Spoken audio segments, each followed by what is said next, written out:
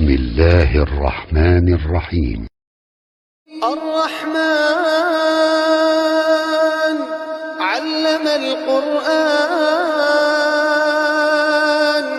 خلق الإنسان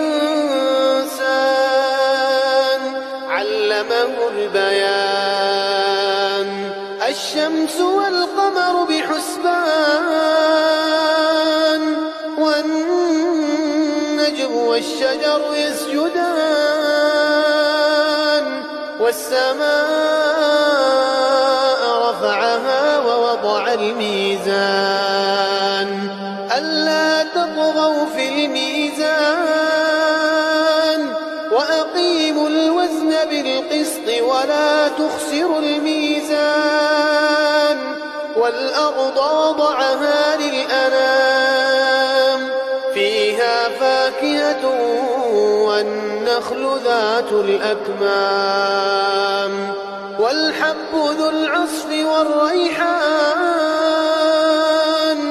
فبأي آلاء ربكما تكذبان